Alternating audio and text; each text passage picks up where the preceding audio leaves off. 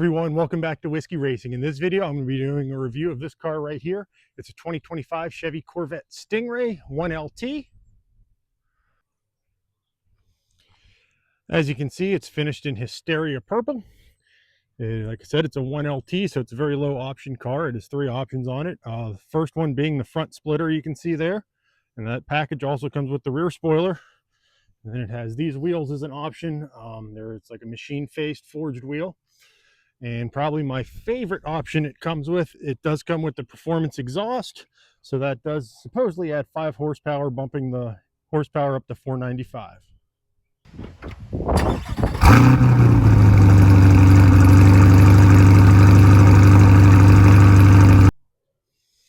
Continuing with the walk around here. It's a 6.2 liter direct injected V8. Like I said, it makes 490 horse, 465 foot-pounds. If you get a Z51 or the optional performance exhaust, which this car has, it bumps each number by 5. So 495, 470. Continuing in the rear of the car here, does have a rear trunk here. And this is also for your top storage. All the hardtop coupes, so target's removable and it stores neatly in the rear of the vehicle. Like I mentioned, it does come with the rear spoiler as part of the splitter and spoiler package. It's just the factory low spoiler on this car.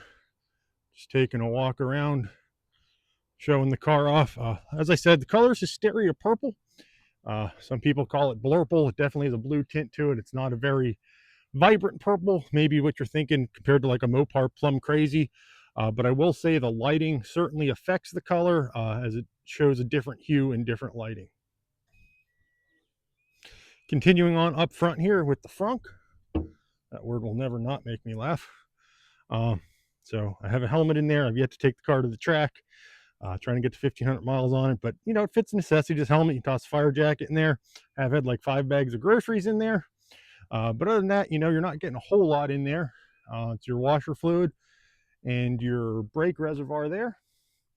And over here, it does have your safety release and a power port too. So both the frunk and the trunk hood, whatever you want to call it in the back, is soft touch. Don't mind the dirt in there. I need to clean that. Push it down and it pulls it tight. It does have the standard GT1 seats. It is finished in Sky Cool Gray, which I think is a great color combination with the Hysteria Purple. It does break the interior up some as opposed to being all black. Looking inside the car, you can see everything's very driver focused, driver oriented. I know a lot of people complain about what they call the wall of buttons there in the middle. That's for all your HVAC controls. I don't mind it. I know it's going away for 26, but when I first saw it, I didn't like it. But actually having the car, using it, it is kind of a convenient. It's laid out fairly ergonomically. So let's jump inside and look at some of the different screens in the car. All right, so sitting in the car here, like I said, everything's kind of driver oriented. Your touch screen's kind of angled to you. You got your wall of buttons. This is your shifter. That took a little bit to get used to, and this controls the different modes. As far as the steering wheels go, you have your cruise control stuff over here, phone, and obviously the paddles for the 8-speed dual clutch. So let's start this up and see what we have going on.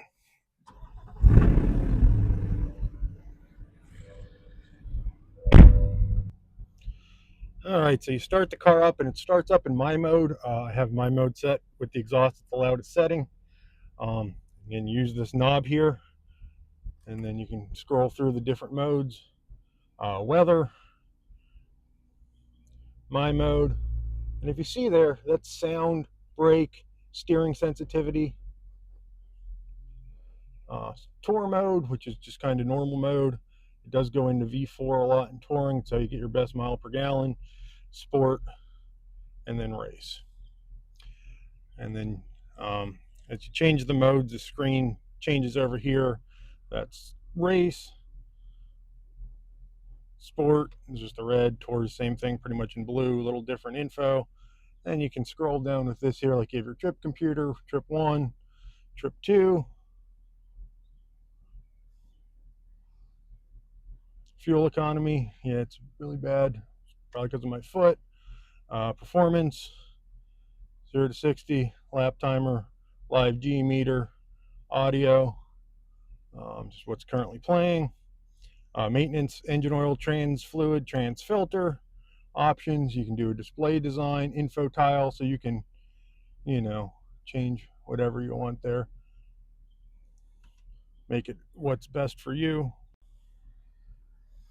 Then on your screen here, you can obviously go into your settings, vehicle settings, valet mode, team driver, climate, all that stuff.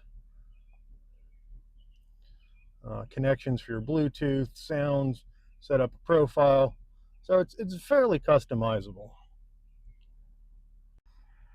Looking towards the center here, you do have a covered 2 cup holders, which is nice, coming from a C5. And like I said, with the wall of buttons here, you have your HVAC controls. You turn it on, fan speed, foot, floor, defrost. This is actually driver temp, passengers down here. Not sure why you have split temp in a Corvette, because this cabin is just so roomy. You do have your USB, USB-C there, and then there is a cord up under there for your plug. That's where I plug my dash cam in at. Looking at the shifter here, so it's in park now. To change gears, reverse, you pull that back. Drive, you pull it back. That puts it in manual mode. Took a little bit to get used to, but not bad. Then looking at the rear view here, obviously put it in reverse. Have your camera. And if you flip the rear view mirror, you have a camera that's mounted on the roof. So you have 2 different views. So I said earlier, all the hardtop coupes come with a Targa, and it's a really easy system to use. You have 2 latches in the front, 1 on each side. Then you turn here, push the button, and the roof lifts off, and it is light enough for 1 person to move it. All right, so let's go for a drive. I'll tell you my driving impressions, because it's a great looking car, but really you buy a Corvette for the driving experience. So the push button shifter thing there, it did take me, I guess, a little bit to get used to. Don't really mind it. Cars I had before this was a 21 Camaro. So I had a real shifter, and I had an 02 Z06, so that was a 6-speed car. So going from that to a push button was a little bit to get used to. The car's in tour mode right now. It shifts nice. It's very responsive with the dual clutch. I know a lot of people, I've read online, people are like, oh, I'm never buying a C8 because if it's not a manual, I don't want it. And hey, that's your choice. If you're that diehard manual, that's cool. Me, I'm not. If it's a cool car, I want it. I don't really care what kind of transmission's in it, but it does shift really nice. Then one weird thing, I think it's weird that I did notice with guys with C8s, they don't complain about it being the dual clutch, but they try to paddle shift it. And it's fun. I've paddle shifted a couple times, but if you're doing like a 0 to 60 test, hey, I just hit 1,000 miles. Woo! Like you're not going to shift better than the computer. Like it's pretty good. It's pretty good. Then like on the fly here, you can just change your mode. I do my mode. I have that set up just with the exhaust at the loudest because I like noise. So if you're just cruising, it's a pretty quiet ride. It's a comfortable ride. I'm about 6'1", get a little chunky. I don't know, 250-ish. I fit fine in these seats. I don't really have a problem fitting in it. Height is a little, I don't want to say, it's not bad. Like I'm fine here. I have sat in the car with a helmet. Like I said, I haven't had it to the track yet, so I'm kind of curious how I'm in here with a helmet. I think it might be a little tight here. That's just my ring hitting the roof. If you're wondering what that noise was. But overall, it's just such a comfortable car. Even compared to the Camaro and obviously compared to my 02. But to be fair, my 02 had like 150,000 on it, so wasn't in tip-top shape. One thing I do want to mention is Z mode, which is a button on your wheel there for Z mode, which kind of turns it into like a one push, I guess kind of track mode. So, and it kind of holds the gears more and stuff like that. It just feels good. That was a quick little blurb to 60 there. Nothing crazy. But yeah, driving impressions of this are really good. C4, how you doing, bud? So this car does have the bass audio in it. It's a 10 speaker Bose system. I think the upgrade is a 14 speaker. I have zero complaints on it, but I will admit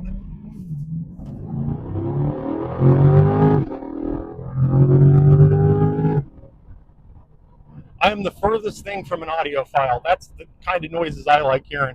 You know, naturally aspirated V8s at almost 6,500, 6,800. I don't know what that was, but it felt good. But for me, the base radio is fine. Like I said, it's a 1LT. It's a great way to get into a Corvette. Some of the rebates and discounts they're doing now, like 15% off sticker, it's great. If you can live without some of the other stuff. So, I mean, you get a 2LT. A lot of people say you're missing safety features, and I guess to a point you are, but it's, you know, you're in a crash, you're not missing any safety features. You don't have your blind spot. You don't have your lane departure. And a lot of people have complained about the blind spots in this car. And yes, if I go like that, I'm seeing an engine. So yeah, I guess technically there's blind spots. People had the same complaints about a 6th gen Camaro. I had that 21 LT1, great car. Didn't bother me. And I always tell people this, large part of my life, I drove box trucks. So if you can drive a box truck, you think these blind spots are bad, try turning your neck in a box truck. Now, obviously, you have better mirrors, arguably, on each side in a box truck. But to me, it's all about mirror placement. So this does have a camera in the rear view mirror, which kind of helps. I usually turn that on as I'm kind of getting on a highway or something. It does help a little bit there. I'm not going to say it doesn't, but to me, it's not that big of a deal. I am going to put it in manual mode here, and when I pull out, I will paddle shift it. One thing I did notice with this dual clutch, it's very responsive. Some other cars I've had, you know, you hit the paddle, it shifts. It's not as instantaneous as this car is. So we'll pull out here, kind of get on it a bit, run it through the gears, and you'll see when I hit the paddle, like it's just right there, boom, boom, boom. It's a great transmission. Until it's not, I guess, because I guess that's one of the things with C8s, kind of known for some transmission issues, but it seems to be more of luck of the draw thing. You know, I've read stories, guys have 50,000 miles on them and just track the snot out of them and they're fine. Then other guys take them out for cars and coffee on sunny days, have 2,200 and the transmission's falling apart. So it's kind of luck of the draw. Hopefully it wasn't built on a Friday or whatever. So I guess that's, I don't know if it's a downside. It's kind of a known issue with the C8. You kind of go into it knowing that, but so far I've had zero issues. The steering is very responsive on this car. Same with the braking. You can change the steering feel, change the brake responsiveness, I guess, through your settings on there. Set up your my mode that way. Obviously, track sport, everything's different. I'm not going to say I really have a preference. I usually do my mode. Everything's set mid except exhaust sound. It's 100% loud. Or I'll do, if I'm going to do spirited driving, I just tap Z mode and go from there. These cars have launch control, which is nice. Super easy to work to. You'll double tap, has to be in sport or track. Double tap the traction control button so it comes up in the ESC competitive. Brake to the floor, foot to the floor, and away you go. I'm just going to toss in a little video here of the one time I had to test it. You got to make sure the stuff works, right?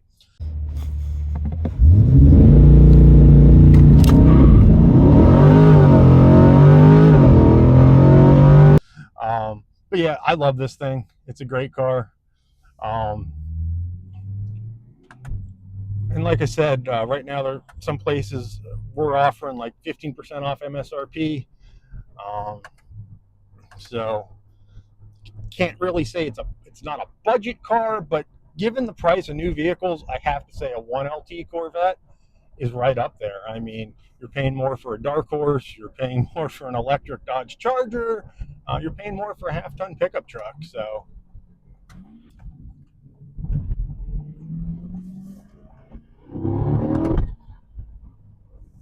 that doesn't get old. It's like a mid-engine go-kart. This is the first mid-engine car I ever drove, and it feels very balanced. Obviously, I've only ever done street driving with it. I do want to take it autocrossing and, of course, drag racing, because I've always been a drag racing guy. I mean, you might be a redneck if you buy a mid-engine sports car and go drag racing, but that's what I'm planning to do soon, as well as autocross. So I want to check that out. But yeah, I give this car a 10 out of 10. Like it's great.